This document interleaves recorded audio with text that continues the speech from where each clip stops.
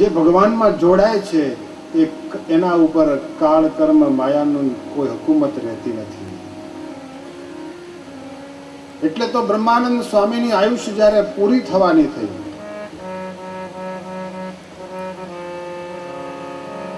જ્યારે સ્વામી બીમાર થઈ ગયા અને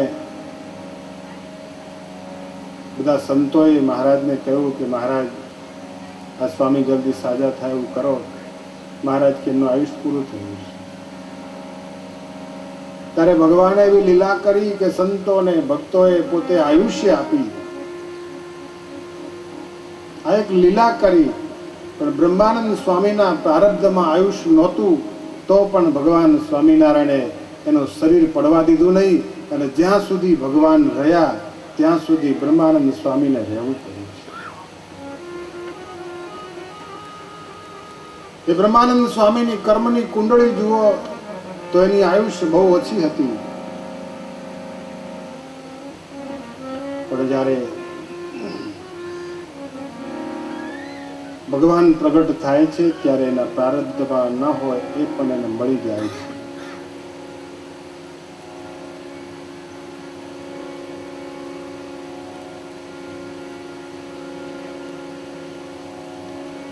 ભગવાનમાં અતિ સ્નેહ કરીને, અતિ પ્રીતિય કરીને જે જીવ જોડાય છે એ જીવ ઉપર કાળ કર્મ માયાનો હુકુમત લાગતો નથી. એટલે તો જ્યારે કોઈ ભગવાનનો ભક્ત કોઈ સંકટમાં આવે ત્યારે એમ કે ભગવાન મને છોડાવે. દુનિયાનો જે રિવાજ છે એ કાળ કર્મ માયાનો છે, પણ ભગવાનનો ભક્ત એમ કહે છે કે ભગવાન મને આપે તો લઉં. એના પ્રારબ્ધમાં જે લખ્યું હોય, એના પ્રારબ્ધમાં જે કહ્યું હોય, એના લેખ જે હોય તે. પણ ભગવાન સ્વામિનારાયણે ગુરુ રામાનંદ સ્વામી પાસે એવું માગીને એવી લીલા કરી, ભગવાને એવું કહ્યું કે અમારા ભક્તને માથે પ્રારબ્ધમાં ન લખ્યું હોય તો પણ એને મળે. એની વેદના મને મળે. એના જીવનમાં સુખ ન હોય તો અમારા પ્રારબ્ધમાંથી એને મળે.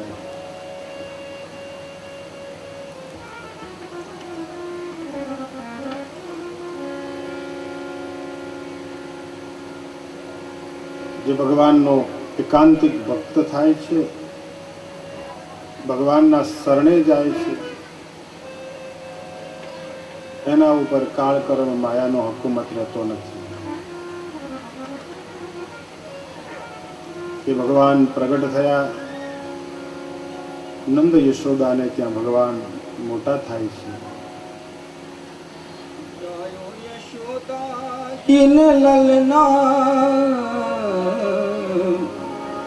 जायो यशोदा जिन ललना, जायो यशोदा जिन ललना, मोहल्ला में हल्ला मच गयो.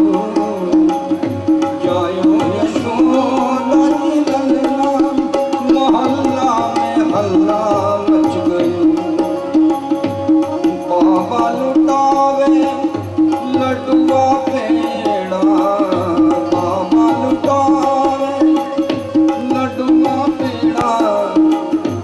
मैया लुटावे रसगुल्ला. मोहल्ला में हल्ला तो मची गयो. जायो यशोदा जी ललना, बाबा लुटावे कंगना बिछुआ, बाबा लुटावे कंगना बिछुआ. और मैया लुटावे छप छल्ला. मोहल्ला में लल्ला समझी गयो. जायो यशोदा जी ललना. राग हेमंत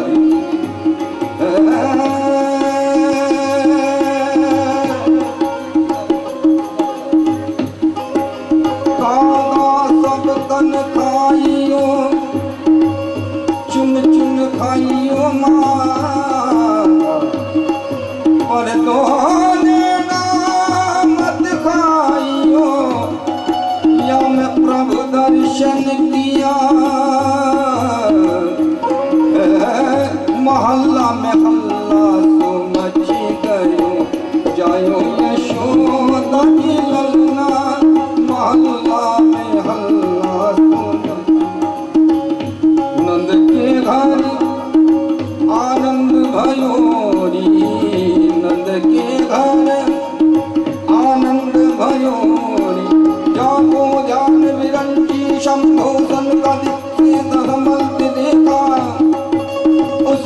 माँ यशोदा के डर से अश्रु बिंदु रग डरते देखा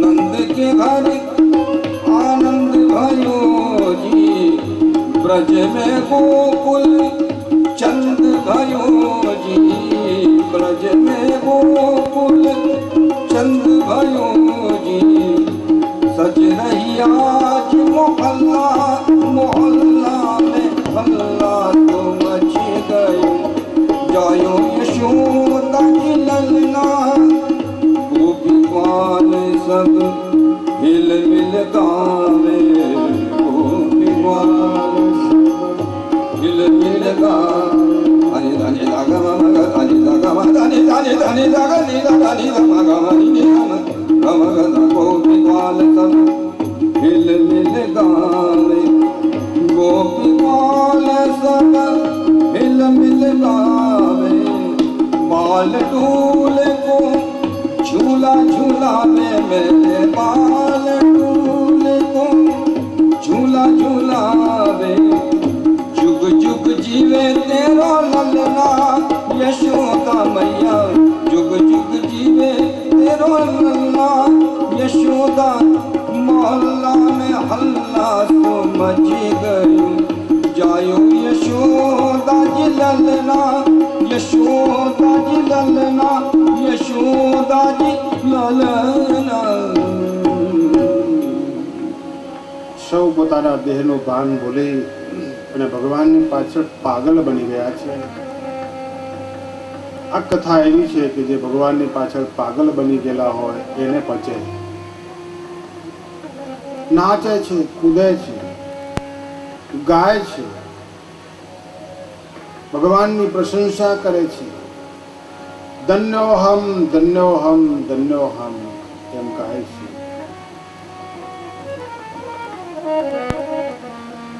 અને નંદજી તો એટલા બધા ખુશ થઈ ગયા છે કે પોતાના હાથમાં જે આવ્યું એ દઈ દેવાનું,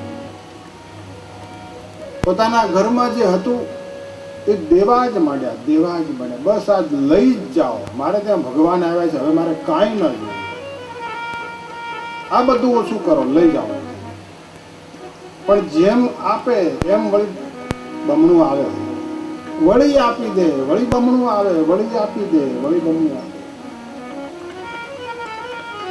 લેવા વાળો તૈયાર ના થાય તો એને હાથ જોડે કે બુદેવ લઈ જાઓ, લઈ જાઓ, લઈ જાઓ, આજ તો મારે દઈ દેવું છે. આટલું બધું મેં રાખ્યું અને આજ ભગવાન આવ્યા, પાગલ બની ગયો છે.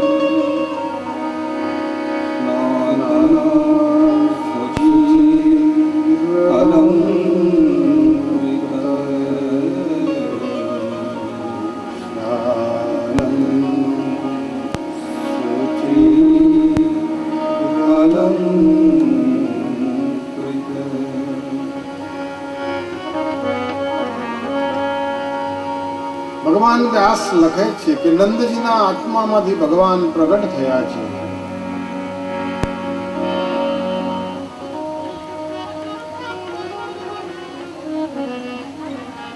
યશોદાના ઉદરમાંથી પ્રગટ થયા છે એવું ન કહ્યું, દેવકીના ઉદરમાંથી પ્રગટ થયા છે એવું ન કહ્યું, પણ નંદ આત્મજ ઉત્પન્ન. આજ ગોકુળમાં ભગવાન પ્રગટ થયા છે. એ કયા ભગવાન છે? નંદ આત્મજ ઉત્પન્ન. અને સદગુરુ સતાનંદ સ્વામી એવું લખે છે કે ધર્મસ આત્મજ ઉત્પન્ન નહીં. ધર્મદેવના આત્મામાંથી ભગવાન પ્રગટ થયા છે. ભક્તિ માતાના ઉદરમાંથી પ્રગટ તો થયા હતા પણ લખ્યું નહીં.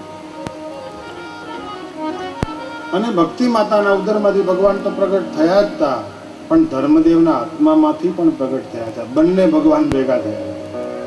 આત્મામાંથી ભગવાન પ્રગટ થયા અને ભક્તિ માતાના ઉદરમાંથી પણ પ્રગટ થયા. અને ભક્તિ માતાના ઉદરમાંથી પ્રગટ થયા હોય તો જ એ ભગવાનને ભગવાન તરીકે જોવા હોય તો જ જોઈ શકાય કે જો ધર્મદેવના આત્મામાંથી ભગવાન પ્રગટ થયા હોય તો જોઈ શકાય.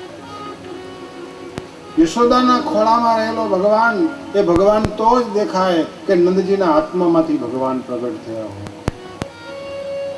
એના આત્મામાં કર્મનું આવરણ હોય, વાસનાનું આવરણ હોય, માયાનું આવરણ હોય તો એને ભગવાન દેખાય નહીં. હોય ખરા પણ ભગવાન દેખાય નહીં. એ ભગવાનને મુકુટ પહેરેલો હોય પણ એ ભગવાન દેખાય નહીં. એ ભગવાનને ગળામાં સોનાની માળા પહેરેલી હોય પણ એ ભગવાન દેખાય નહીં. ભગવાને શંખ ચક્ર ગદા પદ્મ લીધું હોય પણ ભગવાન દેખાય નહીં. ભગવાને માથે 3 છોકલાનું મોઢું ધારણ કર્યું હોય પણ ભગવાન દેખાય નહીં. આ ભગવાન છે એનો અનુભવ થતો નથી. આ નંદજી નાચે છે. નંદ એક ગામનો એક રાજા છે અને નાચે છે.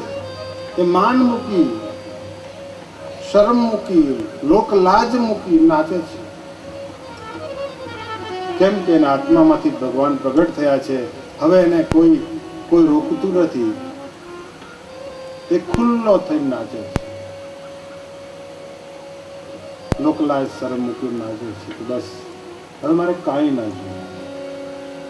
જે મને જોઈતું તે મળી ગયું છે.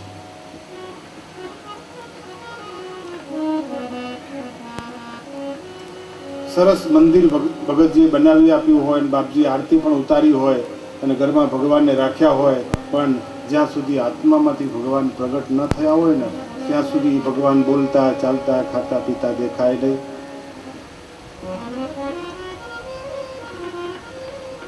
એ ભગવાનને ખાતા પીતા બોલતા ચાલતા જોવા હોય તો આત્મામાંથી ભગવાન નીકળ્યા હોય તો એને સામે ભગવાન બધે દેખાય. બધે ભગવાન દેખાય. બધામાં ભગવાન દેખાય.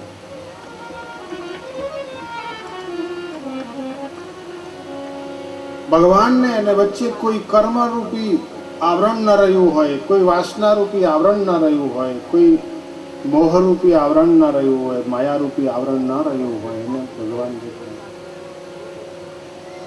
सबसे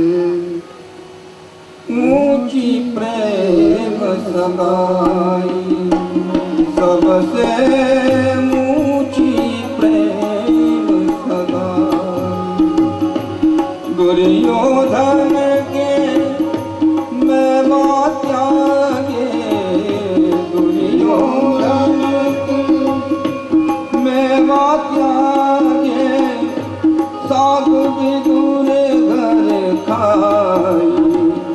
सबसे ऊंची प्रेम सगाई, झूठे फल सबरी के गाए, झूठे फल सबरी के खाए, बहुविध प्रेम लगाई,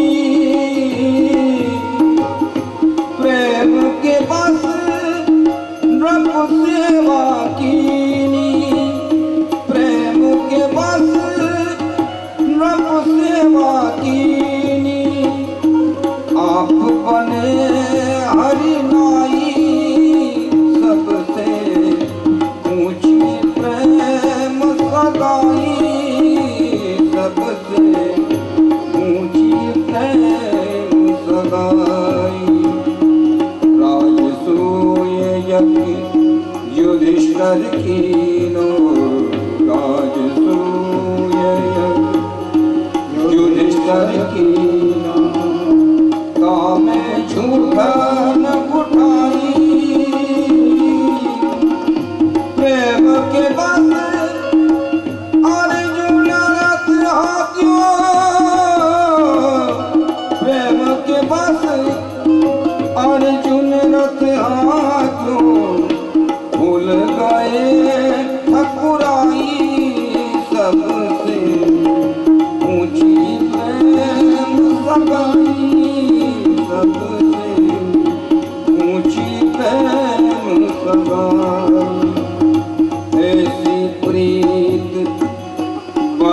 वृंदावन ऐसी प्रीत बड़ी वृंदावन गोपियन नाच नचाई गोपियन नाच नचाई।